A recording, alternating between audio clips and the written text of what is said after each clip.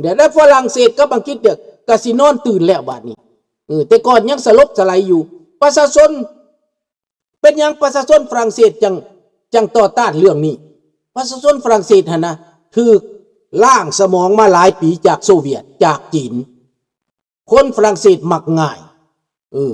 ข้าพเจ้าไปฟังคอมเมนเตอร์ของฝรั่งเศสข้าพเจ้าอ่านออกโลดคนฝรั่งเศสกับโบแตกต่างอย่างกับคนเกเบกัวสมัยก่อนคนเกเบกัวอยู่บ้านนี่นะถูกจีนล่างสมองถูกโซเวียตล่างสมองนิยมโซเวียตนิยมรัฐคอมมิวนิสต์ได้คนเกเบกัวอยู่นี่ตะกี้นะต่อต้านฮอดอเมริกาได้สร้างอเมริกาคนรัฐข้าพเจ้าอยู่นี่เพราะว่าฝรั่งเศสมาโฆษณาอาจารย์คอมมิวนิสต์นี่มาสอนอยู่ในมหาลัยอูกัมในแมกเกลมันเป็นแบบนั้นว่านิยมคอมมิวนิสต์พอคอมมิวนิสต์มันเกิดจากฝรั่งเศสพี่น้องข้าพเจ้าจะมาค้นคว้าเบิกตอนข้าพเจ้ามาใหม่ๆ1986กาเกี่ยวข้อนตีสะบัดอยู่ตามกรมแรงงานกรรมกรกรรมบาลต่อต้านรัฐบาลก็อยู่หันโฆษณาส่วนเสือก็เป็นอยู่หันจนว่าข้าพเจ้ามาต่อต้านเขามาเว้าเขาไปประชุมแซงดิกาไปประชุมกรรมบาลกรรมกรข้าพเจ้าอธิบายเขาว่าก็บ่เคยได้ยินผู้ใดมาเว้าแบบนี้มาก่อนหลังจากนั้นก็ปรากฏว่ามันเป็นแนวใดมีเหตุผลขึ้นพวกกรรมกรกรรมบาลก็ลดลงแล้วเหตุการณ์บ้านเมืองกำแพงเบอร์ลินมันล่มแล้วก็คอมมิวนิสต์ล่มสลายกลายมาเป็นยุโรปคอมมิวนิสต์ในเมืองข้าพเจ้านี่ก็เลยอ่อนตัวลงคอมมิวนิสต์รัฐคอมมิวนิสต์โซเวียตบ่เอาเงินมาซอยคอมมิวนิสต์ฝรั่งก็บ่ซอยบ่มีเงินแล้วหลดปิดปากปานหมาพี่น้องนี่อันนี้มาเรื่องจริงได้นี่นะข้าพเจ้าพูดนี่นะปิดปากปานหมาเพราะเงินการโฆษณาส่วนเสือการปลุกระดมมันเป็นแบบนี้ดังนั้นในแถวยุโรปในยูเครนก็เป็นแบบเดียวกันเป็นอย่างมันจะเป็นแบบนี้เป็นอย่างพวกคอมมิวนิสต์มันจังอยากคุมหมดพวกโซเวียตมันจังอยากคุมหมดเพราะว่าผลประโยชน์กับการครอบงำนี่มันไปนำกันอำนาจการครอบงำและการกดขี่ข่มเหงไปพร้อมกันพี่น้องรัสเซียโซเวียตเคยครอบงำเคยข่มเหงหมู่มาเคยไปปุ้นสะดมเขามาว่าซั่นไปกำแพงเบอร์ลินล่มลงแล้วคอมมิวนิสต์อยู่แคนาดาคอมมิวนิสต์อยู่ไซก็อ่อนลงในโลกแม้แต่ในอเมริกาก็มีกลุ่มคอมมิวนิสต์พี่น้องคิดเบิ่งดูอีตาถ้ำเห็ดนั่นท่านเบิ่งจังหนึ่งก็คือบ้าเห็ดจังหนึ่งคือว่ามีเหตุผลคอมมิวนิสต์มันเข้ามาอยู่ในอเมริกามันเคลื่อนไหวต่อต้านรัฐบาลมันสนับสนุนพรรคเดโมแครตก็คือบักลิมนั่นแหละบักสตีฟลิมนั่นมันเคลื่อนไหวในอเมริกาต่อต้านรัฐบาลข่มขู่รัฐบาลอเมริกานาบขู่รัฐบาลอเมริกานาบขู่ตรงกันข้ามผู้ใดที่บอกว่าคือมันข่มขู่มันข่มขู่ดังนั้นพี่น้อง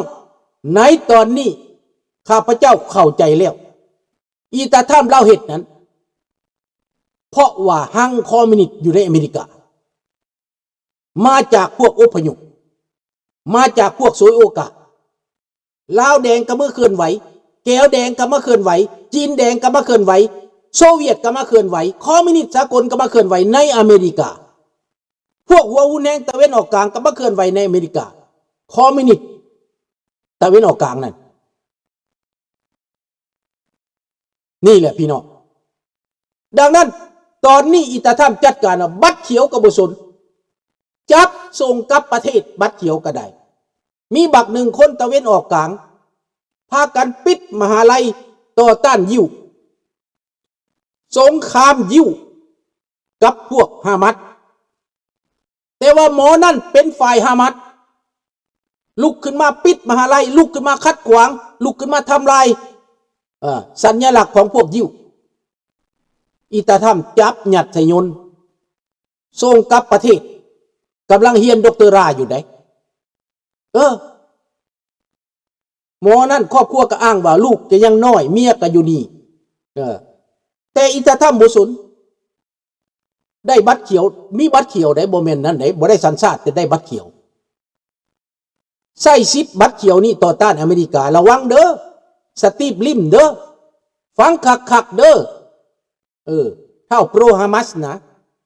สตีฟลิมน่ะระวังเด้อมึงอย่าเก่งอีตาทำเฮ็ดกระชมแล้วลำเตือเฮากระสงสารอยู่อันพี่น้องที่บ่ได้ฮู้จักอีหนูอีนี่นะ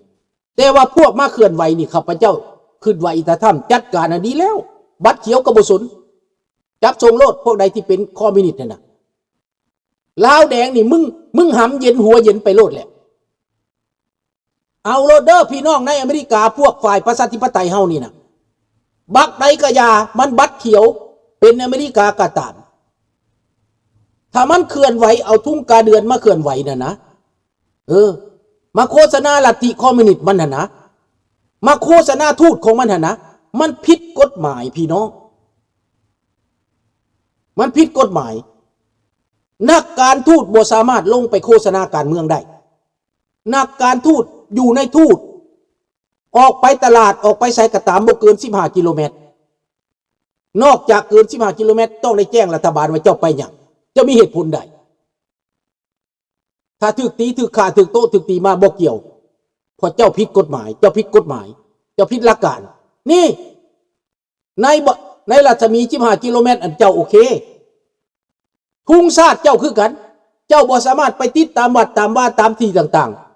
ๆเจ้าบ่สามารถไปติดได้เจ้าติดได้แต่ในทูตของเจ้าเนอะเอาคักๆเลยบาทนี้นะบัตรเขียวกับบ่อยู่แล้วพี่น้องตั้งแต่ก่อนพวกบ่มีบัตรเขาเว้าสิจับแต่ว่าเขาเว้าขู่ไปซื้อพวกบ่มีบัตรกับบ่ทันเดือดร้อนปานใดให้เลือกเมื่อเองคันว่าหมดกำหนดแล้วก็เมื่อเองจะบ่ได้จับสบายดีแก้วมิกบ่ได้จับให้เจ้าเมื่อเองแต่ว่าเขาจับไผเขาจับพวกเคลื่อนไหวจับพวกเคลื่อนไหวนี่คือโยนส่งไปเลยบัตรเขียวก็อย่าบ่มีบัตรก็ตามถ้ามีบัตรก็อาจจะถอนฮอดสัญชาติคันมันบ่ถูกต้องเพราะว่ามาทำลายมาเป็นบ่อนทำลายอเมริกามาสร้างความปั่นป่วนในอเมริกามันถูกต้องเขาเฮ็ดนั่นน่ะมันถูกต้องได้พี่น้องข้าพเจ้าเว้ามาแต่ดนเรื่องนี้ทุ่งสร้าง3 เสียนปักโลดพากันปักทุกรัฐทุกเมืองเด้อพี่น้องอเมริกาเริ่มแต่นั้นรัฐจอร์เจียก็เป็นตัวอย่างรัฐแมสซาชูเซตส์เป็นตัวอย่างดังนั้นทุกรัฐให้ปักทุ่งสร้าง3 เสียนขึ้นมาไปขออนุญาตรัฐบาลอเมริกาเข้าไปรวมไม้รวมมือกับรัฐบาลอเมริกาเข้าไปรวมไม้รวมมือเขาเท่านั้นปกป้องสิทธิ์ของเฮาในอเมริกานี่ต้องขยายไป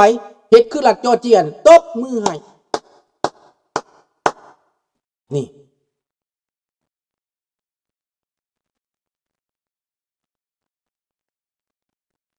เยอรมันคอมมิวนิสต์ตอนกำแพงล่มได้หับเงินได้หับต้อนหัวหนึ่งห้อยหนึ่งเงินเยอรมันตะเวนตกนั่นแหละพี่น้องเห็นแล้วว่าขนาดเฮียนดร.ราพุ่นนะเพราะว่าเป็นหัวหน้าเคลื่อนไหวปิดมหาลัยต่อต้านเศร้ายิ่วบ่ให้เศร้ายิ่วเขาไปเฮียนทั้งที่มหาลัยตัวนั้นเป็นเงินของเศร้ายิ่วโรงเรียนตัวนั้นเป็นโรงเรียนของเศร้ายิ่วจ่ายเงินแต่ว่าตัวเองมาเรียนฟรีตัวเองมากินฟรีแต่ช่วยโอกาสต่อต้านเขาช่วยโอกาสทำลายเขาเอาคืนและบาทนี่เขาถอนฮอดสัญชาติถอนฮอดบัตรเขียวนี่สวัสดีครับพรพิรมแม้แต่บัตรเขียวเขาห้องว่าคลีนคาร์ดนะอีตาถ้ำกบสนจับก็คืนไปพุ่นจับเข้าคุก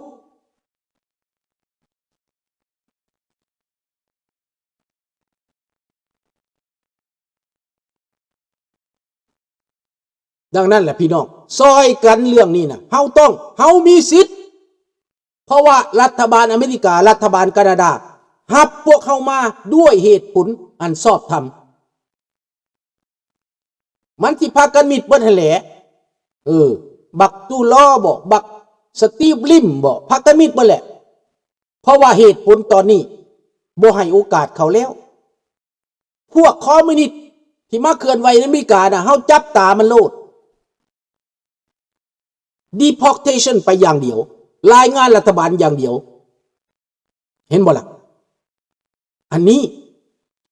พวกลาวแดงมันจะบ่มีสิทธิ์คือข้าพเจ้าเห็นในแคนาดานี่แล้วมันเอาทุ่มมาปักมันเอากามันมาใส่ข้าพเจ้าไปหลุดดุดทิ่มรัฐบาลแคนาดาพร้อมข้าพเจ้าตำรวจพร้อมข้าพเจ้าคนประเทศนี้พร้อมข้าพเจ้ามันเฮ็ดบ่ได้ข้าพเจ้ามีสิทธิ์นี่มันเรื่องสิทธิ์เรื่องหลักการเรื่องกฎหมายเขาบอกทุ่งลาวเจ้าบ่มีสถานทูตเจ้าบ่มีคันเจ้ามีเรื่องอันกงสุลเจ้าก็ไปติดอยู่กงสุลเจ้าพูนสำนักงานกงสุลเจ้าอยู่ไสมีบ่สำนักงานกงสุลเจ้าอยู่ออตตาวามีบ่มีคันมันบ่มีก็แปลว่าบ่มีอยู่มอนทรีออลมีบ่กงสุลลาวมีบ่คันมันมีข้าพเจ้าสิเอาขี้ไปแกงใส่เอาไหมเอาไข่เน่าไปแกงใส่สิเอาไข่เน่าไปแกงใส่เอามากระทุนแล้วก็ใส่ไข่เน่าตากแดดไว้จัก 2-3 มื้อซัดเข้าไปอันนั้นปืนกระโน่งข้าพเจ้าคือไข่เน่ามันสิอยู่ได้บ่มันสิเหม็นขับบ้านขับเมืองตากแดดไว้จัก7 แดดนี่เย็ดตรวจมันทุ่งโจร5 ห้อยนี่เพราะว่าข้าพเจ้าที่ห้างอ้างเหตุผลทุ่งนี่มันฆ่าพ่อฆ่าแม่ข่อยทุ่งนี่มันฆ่าชาติข่อยแตกนี้ไป 2-3 ล้านประชากรบ่เท่าใดล้านนี่เขาก็ฮู้เขาก็เห็นหลักการข้าพเจ้าไปพบรัฐบาลแคนาดาเขาก็เว้าเขาก็แม่นความเจ้าแม่นความเจ้าได้รัฐบาลแคนาดาก็บอกว่าเขาโปรโมทเรื่องประชาธิปไตยในประเทศลาวให้ลาวเปลี่ยนแปลงเป็นประชาธิปไตยเขาเฮ็ดหนังสือเรียกร้องรัฐบาลลาวได้อยากได้การช่วยเหลือเจ้าต้องเปลี่ยนแปลงแต่ว่าลาวแดงมันบ่เปลี่ยนมันเสนอวันเครียดแค้นมันเสนอวันเครียดแค้นฉลองวันเครียดแค้นยังมาประกาศวันเครียดแค้นบ่หยุดบ่เศร้ามันเครียดแค้นไผมันเครียดแค้นผีที่ตายไปแล้วบ่1944 1949หั่นนะข้าพเจ้าบ่ทันเกิดพี่น้องข้าพเจ้าบ่ทันเกิดมันสิมาเครียดแค้นไผล่ะพวกมันเฮ็ดเองการกระทำเองมันผิดกับฝรั่งมันมาแล่นไปฝรั่งเศสมาขอเงินเนพันว่าขอเงินเนนำฝรั่งมันสิเครียดแค้นตายหามันปีสังแต่มันเอามาโฆษณาส่วนเสือพี่น้องฝรั่งไปกินหัวมันอยู่ในลาวให้มันก็บ่เห็นว่าหยังพวกฝรั่งกลับขึ้นไปลาวเดี๋ยวนี้ฝรั่งเศสนี่นะไปตั้งนั่นตั้งนี่ไม่หยังอากาเต้นกะแมนเขื่อนน้ำมันกะแมนเมืองดีกับรัฐอิลลินอยส์ปักธงสร้าง3 หัวอยู่ซิตี้ฮอลล์